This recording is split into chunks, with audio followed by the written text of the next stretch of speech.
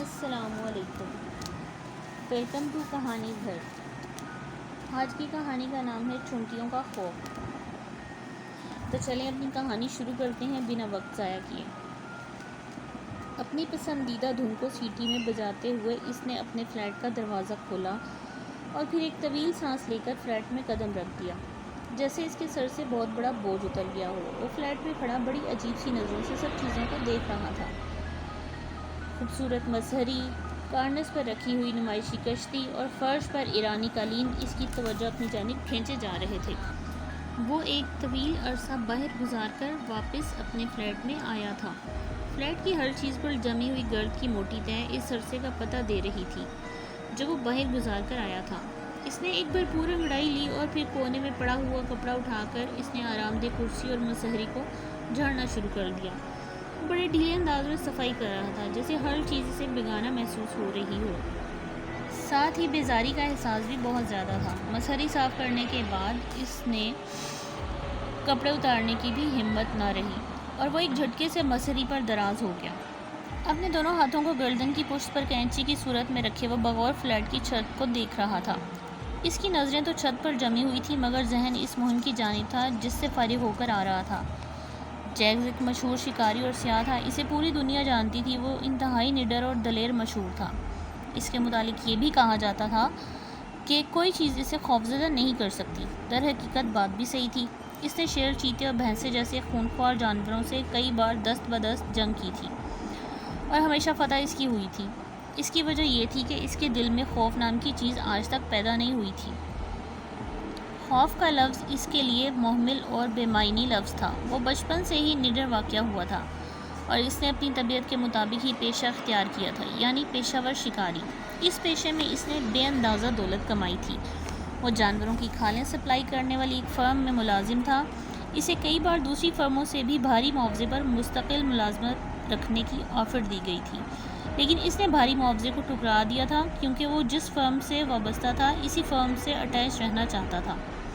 اسی بات پر کھالوں کی ایک مشہور فرم کے مینیجر سے اس کی تلخ کلامی بھی ہوئی تھی۔ مینیجر نے اس کی فرم میں ملازم نہ ہونے پر اسے خطرناک نتائج کی دھمکی بھی دی تھی۔ وہ بھلا ایسی دھمکیوں کو کب خاطر میں لاتا تھا؟ اس نے سر جھٹک کر گنجے سر والے مینیجر کی فضول بکواس کو ذہن سے نکالا اور مظہری کے پاس موجود ایک بک شیلف سے کسی کتاب کا انتخاب کرنے لگا۔ جلد ہی سنہری جلد والی ایک کتاب پر اس کی نظریں جم گئیں۔ پچھلی مہم پر جانے سے پہلے وہ یہ کتاب بازار سے خرید کر لایا تھا۔ ابھی تک اسے کتاب کے مطالعے کا وقت ہی نہیں ملا تھا۔ دراصل اسے یاد بھی نہیں رہا تھا۔ یہ تو اسے اب یاد آیا کہ یہ کتاب تو اس نے پڑھی ہی نہیں۔ اس نے بے چینی سے کتاب شیلف سے کھینچ لی اور پھر ہاتھوں سے جھاڑنے لگا۔ کتاب کی جلد بے حد خوبصورت تھی۔ اس نے کتاب کھولی اور عنوان پر نظر پڑتے ہی اس نے برا سا منہ بنایا۔ کتاب کا نام تھا چونٹیوں کا خوف۔ لکھنے والا ایک مشہور ادیب تھا جس کی کتابیں بڑی دلچسپی اور شوق سے پڑھی جاتی تھیں۔ چونٹیوں کا خوف، کیا فضول کتاب ہے! اب لوگ چونٹیوں سے بھی خوفزدہ ہونے لگے۔ اس نے سوچا اور پھر اپنے آپ کو ملامت کرنے لگا کہ وہ کیا سوچ کر یہ کتاب خرید لایا تھا۔ بہرحال اس وقت کوئی اور کتاب نہیں تھی جو اس نے نہ پڑھ رکھی ہو، اس لیے اس نے کتاب کا دوسرا صفحہ پلٹا اور پھر اسے پڑھنا شروع کر دیا۔ لیکن جب اس نے کتاب پڑھنا شروع کی تو پتہ چلا کہ کتاب بے حد دلچسپ ہے اور دنیا میں پائی جانے والی ہزاروں اقسام کی چونٹیوں کی عادات اور خصائل پر بڑی تفصیلی رپورٹ اس میں موجود تھی۔ وہ اسے پڑھتا چلا گیا۔ مصنف کا انداز بیاں بے حد دلچسپ تھا۔ وہ کتاب کے مطالعے میں کچھ اس حد تک منہمک ہوا کہ اسے اپنے گرد و پیش کا بھی خیال نہ رہا۔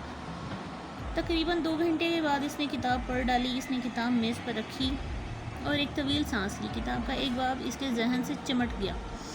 یہ افریقہ کے وسط میں پائے جانے والی زر چونٹی کے متعلق تھا جسے دنیا کی خطرناک ترین چونٹی قرار دیا گیا تھا۔ یہ چونٹی اتنی زہریلی ہوتی ہے کہ وہ اگر کسی انسان کو کاٹ لے تو چند ہی منٹوں میں آدمی کا جسم بری طرح سوج کر پھٹ جاتا ہے اور ریزہ ریزہ ہو جاتا ہے۔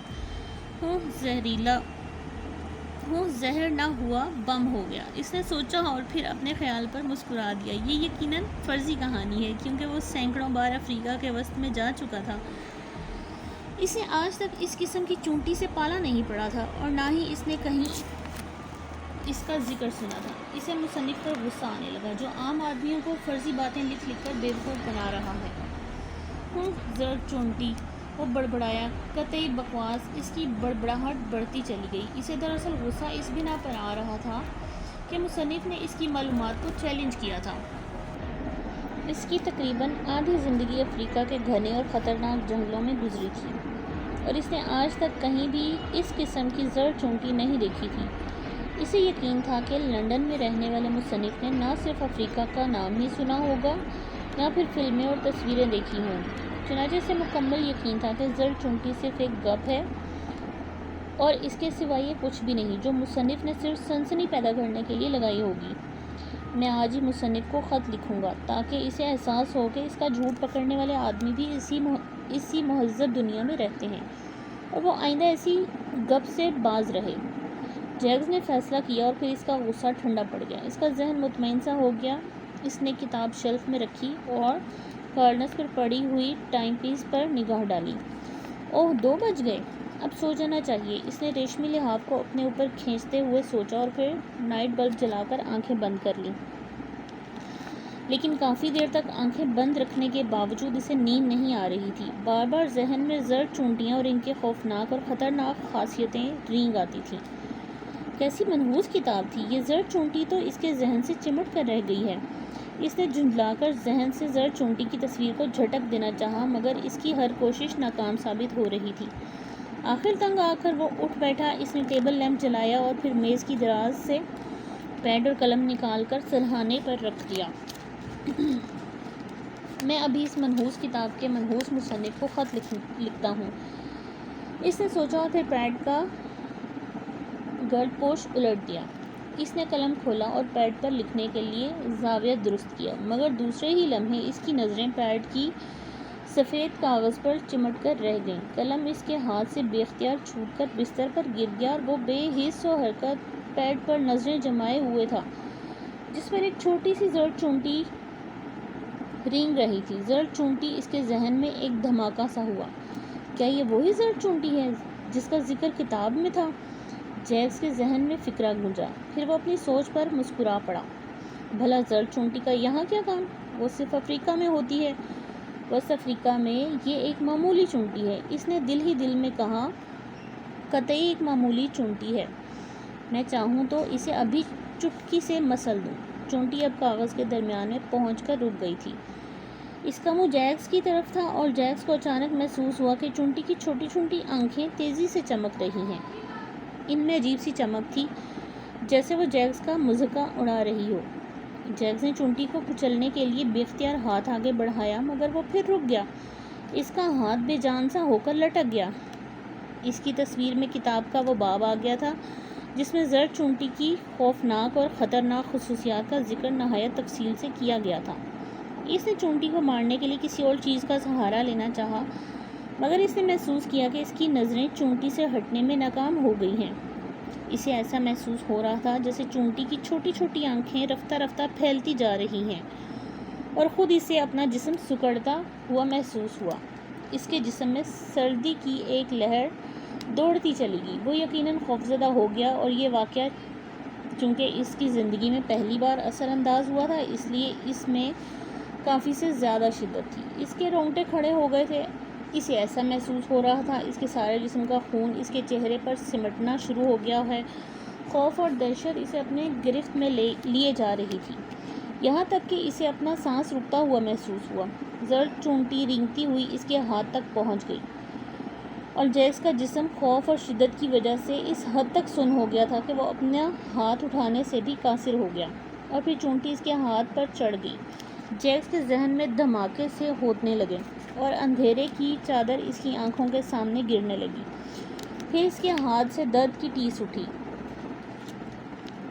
درد کی ایک چھوٹی سی لہر جو ہاتھ سے ہوتی ہوئی اس کے سارے جسم میں پھیل گئی۔ چونٹی نے اس کے ہاتھ پر کاٹا تھا۔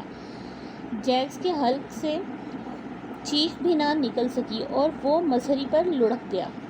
اخبارات میں جیکس کی موت کی خبر ملی حروف میں شائع ہوئی کیونکہ وہ مشہور معروف شکاری تھا۔ ڈاکٹر رپورٹ کے مطابق اس کی موت بے پناہ خوف اور دہشت کے سبب واقع ہوئی تھی۔ ڈاکٹر اور اس کی موت سے دلچسپی رکھنے والا ہر فرد حیران تھا کہ اتنا دلیر اور نڈر شخص کس چیز کا اتنا خوف زدہ ہوا کہ اس کی موت واقع ہو گئی۔ لوگوں کے لیے جیکس کی موت ایک معمہ بنی ہوئی تھی، لیکن میرے لیے جیکس کی موت کوئی معمہ نہیں۔ گنجے سر والے مینیجر نے، جو کھالیں فروخت کرنے والی ایک مشہور فرم سے وابستہ تھا، اپنے اسسٹنٹ سے کہہ رہا تھا، جیکس کی موت میرے نزدیک قطعی خیر متوقع نہیں ہے۔ وہ کیسے مسٹر چارلس؟ اسسٹنٹ مینیجر نے کافی کا آخری گھونٹ لیتے ہوئے دلچسپی سے پوچھا۔ مجھے یقین تھا کہ وہ مر جائے گا، چارلس بڑے پراسرار انداز میں بولا۔ لیکن کیوں؟ تمہیں یہ کیوں کر معلوم ہوا؟ اس کے اسسٹنٹ نے حیرت سے پوچھا۔ تم جانتے ہو، میں نے جیکس کو اپنی فرم میں کام کرنے کی دعوت دی تھی۔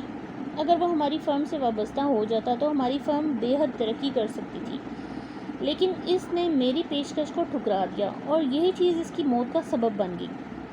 مینیجر چارلس اپنے اسسٹنٹ کی آنکھوں میں آنکھیں ڈالتا ہوا بولا، یعنی اس کی موت میں تمہارا ہاتھ ہے؟ اس کے اسسٹنٹ نے حیرت زدہ ہوتے ہوئے کہا، ہاں، جب وہ دوسری بار یہاں آیا تو میں نے اس کی کافی میں ایسی دوا ملا دی تھی جو انسانی ذہن کے خوف اور دہشت کے خلیات پر اثر انداز ہوتی ہے۔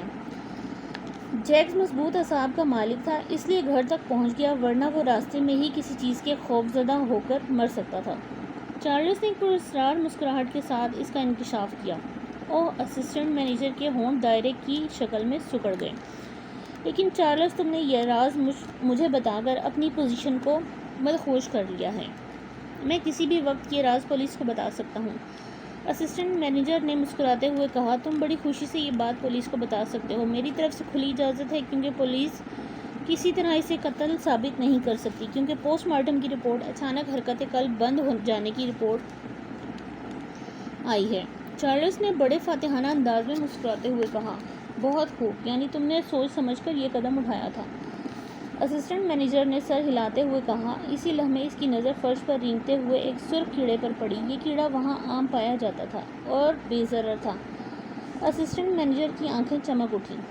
اس نے بڑی پھرتی سے کیڑے کو اٹھایا اور چارلس کی میز پر رکھ دیا۔ کیڑا چارلس کی لمبی اور چمکدار میز پر چند لمحوں کے لیے ساکت کھڑا رہا اور پھر چارلس کی جانب بڑھنے لگا۔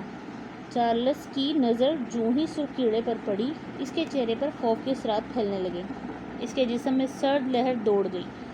سرخ کیڑا آہستہ آہستہ اس کی جانب بڑھ رہا تھا اور اسسٹنٹ مینیجر کے چہرے پر پھیلی ہوئی مسکراہٹ گہری ہوتی جا رہی تھی۔ چارلس کا ایک ہاتھ میز پر پڑا تھا اور اب خوف و دہشت کے سبب اس میں اتنی بھی ہمت نہ رہی کہ وہ اسے میز پر سے ہٹائے، کیونکہ کیڑا اب ہاتھ کے قریب پہنچ گیا تھا۔ چارلس کا چہرہ خوف کی وجہ سے بگڑ کر رہ گیا۔ پھر سرخ کیڑا اس کے ہاتھ پر چڑھ گیا اور چارلس کو اپنی سانس اپنے سینے میں رکتی ہوئی محسوس ہوئی۔ اس کے ذہن میں دھماکے سے ہونے لگے تھے اور آنکھوں کے سامنے تاریکی ناچ رہی تھی، اور پھر سرخ کیڑے نے اسے کاٹ لیا۔ درد کی ٹیس اٹھی اور پورے جسم میں پھیل گئی۔ اس کے حلق سے چیخ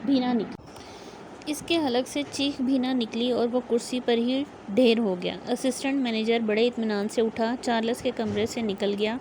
اپنے کمرے میں پہنچ کر اس نے اسسٹنٹ مینیجر کی تختی اٹھا کر ردی کی ٹوکری میں پھینک دی، کیونکہ اسے یقین تھا کہ کل وہ اس فرم کا مینیجر ہوگا۔